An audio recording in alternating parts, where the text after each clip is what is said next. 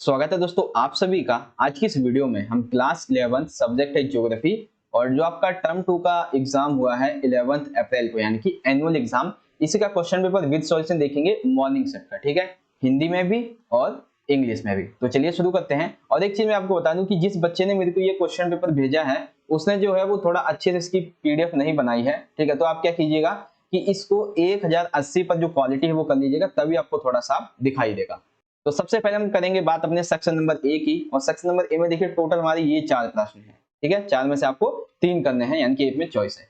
पहला प्रश्न है आम्र वर्षा, इसकी 2 विशेषताएं बतानी है यानी कि 2 major features of mango shower. अब देखिए आंसर मैंने बहुत अच्छे तरीके से लिखा हुआ है। आम्र वर्षा, आम्र वर्षा क्या होता है कि केरल और कर्नाटक में जैसे जैसे ग्रीष्म मौसम खत्म होता है वैसे ही मानसूनी बौछारें जो पड़ने लगती हैं और इनकी वजह से स्थानीय तौर पर तूफानी वर्षा होती है। इसी वर्षा को कहा जाता है आम्र वर्षा। क्यों कहा जाता है? क्योंकि ये आमों को जल्दी पकने में सहायता करती है। ठीक है, तो आम्र वर्षा समझ में आ गया। अब इसका इंग्लिश में आंसर आप यहाँ से देख सकते हैं। आई होप आप समझ गए होंगे। सेकंड क्वेश्चन देखिए, सेकंड है ज्वार भाटा शब्द को स्पष्ट कीजिए, यानी कि सिंपल आपको समझना है ज्वार भाटा होता क्या है। तो देखो ज्वार भाटा के संबंध में हम देखते हैं इसका आंसर। तो देखो लिखेंगे, देखो सिंपल सा एक लाइन है कि चंद्रमा एवं सूर्य इसके आकर्षण की वजह से दिन में एक बार या फिर 2 बार जो समुद्र तल होता है उसके पानी का उठना और गिरना ज्वार भाटा कहलाता है। ठीक है, तो ज्वार भाटा क्या है ये समझ में आ गया आप सभी को। इसमें पूछा गया है शब्द को स्पष्ट कीजिए। ठीक है, तो ज्वार भाटा जो है इसका मतलब ही यही है कि जब समुद्र में जो पानी है, जो उसके तल का पानी है, वो जब ऊपर नीचे उठता है उसी को ज्वार भाटा कहा जाता है। सिंपल सा। ठीक है, सेकंड क्वेश्चन है अर्धदैनिक ज्वार एवं दैनिक ज्वार में अंतर स्पष्ट कीजिए, यानी कि अर्धदैनिक ज्वार क्या होते हैं, दैनिक ज्वार क्या होते हैं। तो देखो इसका भी आंसर बहुत अच्छे तरीके से समझिएगा। मैंने आपको एपिसोड वाली वीडियोस अपलोड की थी, उसमें मैंने बताया था आवृत्ति यानी कि कह सकते हैं कि कितनी बार आते हैं उससे संबंधित। तो आपको बताना है अर्धदैनिक और दैनिक। अर्धदैनिक क्या होते हैं? ये प्रत्येक दिन में लगभग समान ऊंचाई वाले 2 उच्च आते हैं और 2 निम्न ज्वार आते हैं। ठीक है, अर्धदैनिक यानी कि दिन में 2 बार उच्च 2 बार निम्न ज्वार। दैनिक यानी कि प्रत्येक दिन में समान ऊंचाई वाला एक उच्च आता है एक निम्न ज्वार आता है। सिंपल सा। अब ये मिक्स तो ऐसे ही लिखा हुआ है। ठीक है, तो सेमीटोनियल एंड डेली बेस्ड ये आप लिख देंगे इजीली तरीके से। अब देखिए इसी में और भी एक क्वेश्चन है ज्वार भाटा का, उपभू और अपभू, इसमें अंतर स्पष्ट कीजिए। उपभू क्या होता है, अपभू क्या होता है। तो देखते हैं भाई उपभू क्या होता है। देखो तो थर्ड का ऑप्शन वाला क्वेश्चन है ये। उपभू क्या है? महीने में एक बार जब चंद्रमा जो है वो पृथ्वी के सबसे नजदीक हो, जिसे आप कह सकते हैं अपसौर उपसौर वाली जो घटना थी वैसा ही कुछ यहाँ पे भी है। उस समय क्या होता है कि असामान्य रूप से उच्च एवं निम्न ज्वार उत्पन्न होता है और इस दौरान जो ज्वारीय क्रम है वो अधिक रहता है। ठीक है, ये हो गया उपभू। और अपभू कब होता है? ये इसी के ठीक 2 सप्ताह बाद यानी कि मतलब 15 दिन के गैप में है, जब चंद्रमा पृथ्वी के अधिकतम दूरी पर हो। यानी कि ये देखो एक सेकेंड मैं इसको लाइट कलर ले लूं एक बार। जब हमारी मतलब ये जो हमारा मून है और ये जो अर्थ है ये एक तरह से कहिए जब नजदीक होता है तब होता है उपभू। ठीक है, और जब दूर होता है, ठीक है, ये इतना दूर हो गया, मून अर्थ से इतना दूर हो गया, तब क्या होता है कि चंद्रमा का गुरुत्वाकर्षण बल सीमित हो जाता है और ज्वार भाटे के क्रम में जो ऊंचाई वगैरह है यानी कि जो ज्वार भाटा का जो क्रम है वो कम हो जाता है, तो इसी को कहते हैं उपभू। तो पृथ्वी और चंद्रमा की दूरी अगर कम है तो क्या हो जाएगा? उपभू यानी कि पास में है, और अगर दूरी ज्यादा है तो उपभू हो जाएगा। ठीक है, सॉरी अपभू। समझ गए क्या हो जाएगा? देखो मून अर्थ ये इतना पास मतलब इतना दूर है तो क्या हो जाएगा? उपभू। इससे इतना दूर है तो हो जाएगा अपभू। सिंपल, समझ गए। चलिए आगे देखते हैं क्वेश्चन नंबर। तो ये तो हमारा सेक्शन नंबर ए खत्म हो गया। अब चलते हैं अपना सेक्शन नंबर बी की तरफ। यहाँ पे देखिए हमारा है स्रोत आधारित प्रश्न है ये। ठीक है, अब स्रोत आधारित प्रश्न में देखिए क्या है, वायुमंडल का सामान्य परिसंचरण और उसका महासागरों पर प्रभाव। तो इसमें बेसिकली जो एल नीनो होता है उसके बारे में बात की जाएगी। ठीक है, तो एल नीनो वाला जो आपका ये सोर्स है उससे संबंधित क्वेश्चन देखिए क्या क्या है। क्वेश्चन है एल नीनो से क्या अभिप्राय है। तो देखिए एल नीनो होता क्या है, इसका क्वेश्चन का आंसर दिखा देता हूं आपको। एल नीनो जो है वो एक जटिल मौसम तंत्र है जो कि हर 5 या फिर 10 साल बाद प्रकट होता रहता है और इसके कारण विभिन्न इलाकों में सूखा भी पड़ जाता है, बाढ़ भी पड़ जाता है, मौसम की जो चरम अवस्था है वो भी हमें देखने को मिलती है। तो ये समझ गए। अब देखो जो दो क्वेश्चन है, एक तो ये है कि जिन वर्षों में ENSO शक्तिशाली होता है, यानी कि जो एल नीनो वो शक्तिशाली होता है, विश्व में वृहद मौसम संबंधी भिन्नताएं देखी जाती है। उपयुक्त उदाहरण सहित कथन को स्पष्ट कीजिए। तो कैसे स्पष्ट करेंगे? सिंपल सा है कि जो विश्व है वहां पे प्रथम मतलब बहुत सारी मौसम संबंधी भिन्नताएं देखने को मिलती हैं, जैसे कि दक्षिण भारत के पश्चिमी तट पर शुष्क और भारी वर्षा होती है, ऑस्ट्रेलिया और कभी कभी भारत जो है वो अकालग्रस्त हो जाते हैं, चीन में कभी कभी बाढ़ भी आ जाती है। तो ये सारी चीजें हैं। एल नीनो की जो उत्पत्ति है उसका संबंध किससे है? तो ये है आपका आंसर इसी में ही है, ये रहा।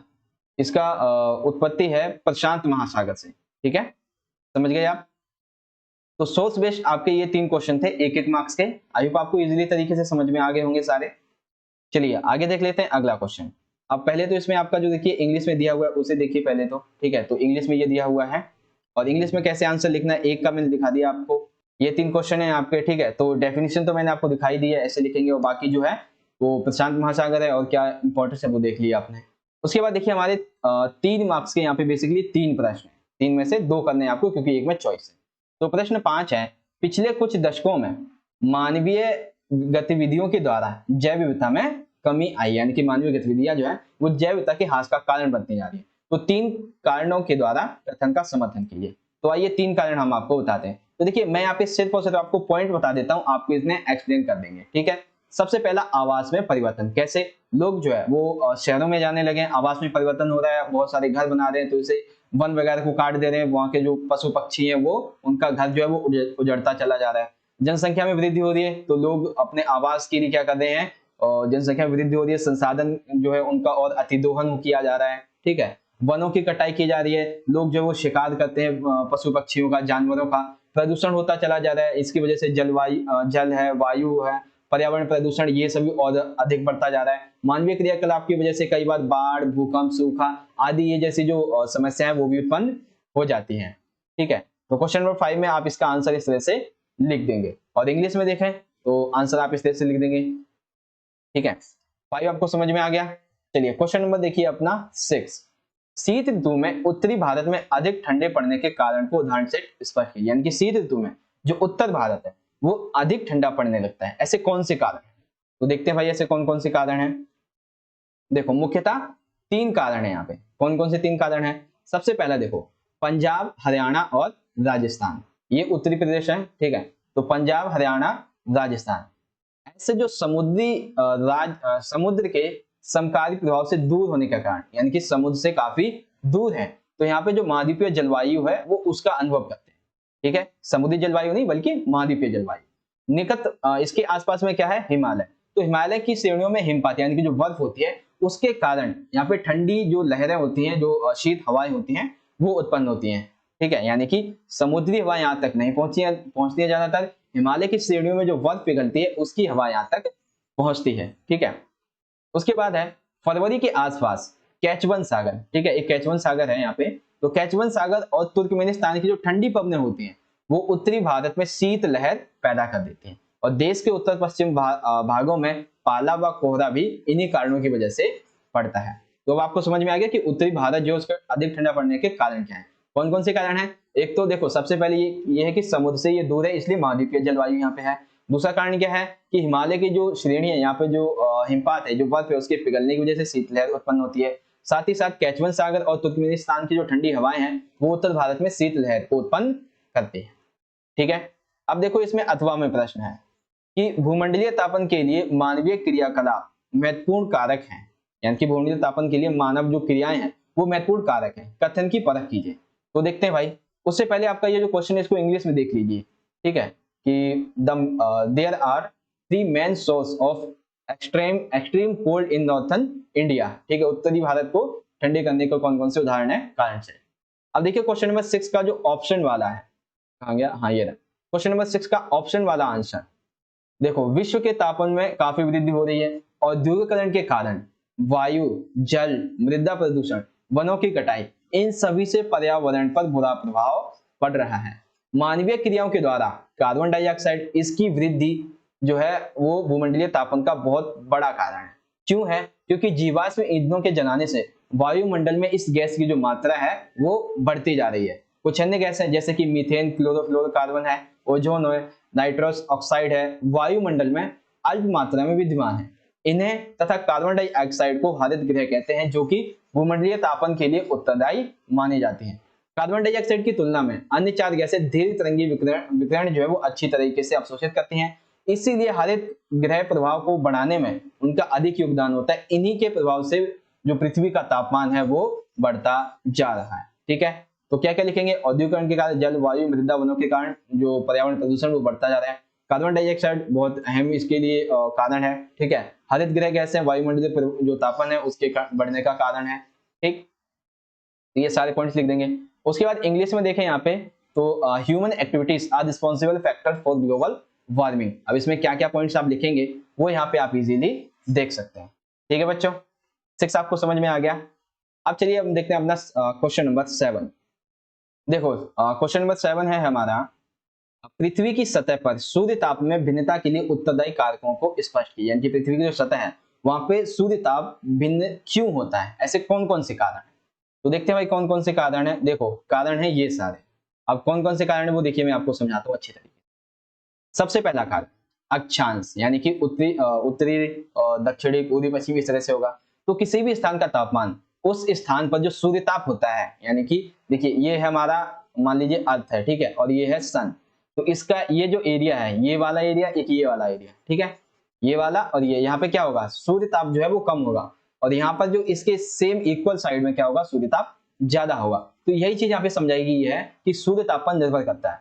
सूर्य ताप की मात्रा में अक्षांश के अनुसार भिन्नता पाई जाती है। जैसे समुद्र के आसपास के जो स्थान है वहां पे तापमान अधिक होता है, और जो ऊंचे भाग वाले होते हैं वहां पे तापमान कम होता है। उत्तुंगता या फिर ऊंचाई, जैसे जैसे आप ऊंचाई की तरफ बढ़ते जाएंगे तो तापमान क्या होगा, घटने लगता है, जिसे हम सामान्य हद कहते हैं, जो कि 1000 मीटर की ऊंचाई पर 6.5 डिग्री सेल्सियस होता है।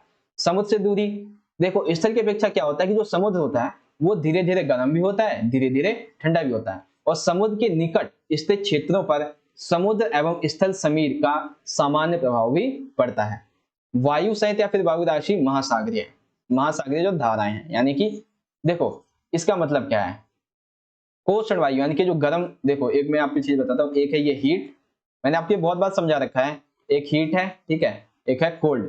तो कोष्ण वायु संहिताओं से प्रभावित होने वाले स्थानों का तापमान अधिक हो जाता है, यानी कि जो हीट है, ये हीट वायु जिधर चलेगी उसका तापमान भी क्या कर देगी, हीट कर देगी, ठीक है। और इसी प्रकार से जो महासागरीय धाराएं होती हैं वो भी क्या करती हैं, ऐसे तापमान को बढ़ा देते हैं। अब जब ये कोल्ड वायु हीट की तरफ चलेगी तो इसका भी तापमान नॉर्मल हो जाएगा। तो इस तरीके से जो तापमान है उसको ये प्रभावित करता है। तो सारी चीजें आपको इजीली तरीके से समझ में आ गई होंगी बच्चों, ठीक है। अब इसको समझिए अपना इंग्लिश में, इंग्लिश में कैसे देखेंगे, तो ये रहा आपका इंग्लिश में आंसर, ठीक है। हाँ, the difference in insolation on the surface of the earth is due to, कौन कौन से हैं, लैटिट्यूड, इवेल्युएट और altitude, distance from the sea, air mass और air mass and ocean currents. तो ये हो गया आपका कंप्लीट। क्वेश्चन नंबर 8 देखिए, मृदा अपरदन के लिए मानवीय गतिविधियां भी काफी हद तक उत्तरदायी है, यानी कि मृदा अपरदन जो है वो मानवीय गतिविधियों के कारण भी होता है। ऐसे कौन कौन से कारण है वो हमें यहाँ पे समझाना है। तो चलते हैं देखते हैं भाई कौन कौन से कारण है यहाँ पे। देखो हाँ, मृदा अपरदन के लिए मानवीय गतिविधियां भी काफी हद तक आवश्यक। सबसे पहले मृदा अपरदन होता क्या है, तो मृदा के आवरण यानी कि मृदा का जो अस्तित्व है उसका विनाश हो जाना ही मृदा अपरदन कहलाता है। अब देखो मानवीय गतिविधियां कैसे कारक हैं, देखो जैसे जैसे जनसंख्या बढ़ती जा रही है वैसे वैसे भूमि की मांग बढ़ने लगी, तो लोग क्या करते हैं कि अपने आसपास का जो वन वगैरह होते हैं उनकी कटाई कर देते हैं, ठीक है। उसके बाद है मानव बस्तियां, यानी कि जनसंख्या बढ़ रही है तो सिंपल सी बात है कि जो मानव बस्तियां, जो घर होंगे वो भी बढ़ेंगे। मानव बस्तियों की वजह से, कृषि करने की वजह से, पशुचारण तथा अन्य जो आवश्यकताएं हैं उनकी पूर्ति के लिए वनों को और जो अन्य प्राकृतिक वनस्पति हैं उनको साफ कर दिया जाता है, यानी कि उनका विनाश कर दिया जाता है लोगों के द्वारा। लोगों के द्वारा वनों की कटाई से पेड़ों की तो कमी होती है, जिससे यह समस्या और भी बढ़ती जा रही है, ठीक है। तो देखो यहाँ पे मैंने 3 से 4 पॉइंट आपको इजीली समझाए हैं। अब इसमें आप चाहें तो 1-2 पॉइंट और ऐड कर देंगे तो आपको पूरे 5 मार्क्स मिल जाएंगे, ठीक है। क्वेश्चन नंबर 8 यहाँ पे कंप्लीट हुआ। अब समझिए इसे इंग्लिश में, human activities are also largely responsible for the soil erosion. तो कौन कौन से वो रीजंस हैं वो आप यहाँ पे देख सकते हैं, ठीक है। 8 कंप्लीट हो गया आपका। अब 8 में देखिए यहाँ पे एक ऑप्शन में दिया हुआ है, हाँ ऑप्शन में है काली मृदा की मुख्य विशेषताओं का मूल्यांकन कीजिए। तो कौन कौन सी मुख्य विशेषताएं हैं काली मृदा की, देखो तो देखते हैं काली मृदा की मुख्य विशेषताएं। नीचे आ जाओ भाई। हाँ देखो, सबसे पहला इनका जो निर्माण है, काली है तो सिंपल ये बात है कि जो ज्वालामुखी होती है, ज्वालामुखी होता है उसका जब उद्गार होता है तो उसकी लावा से ये बनती है, ठीक है। और ये मृदा जो है, जिसे इसे हम रेगड़ मृदा भी कहते हैं, ये मृदा काफी उपजाऊ भी होती है।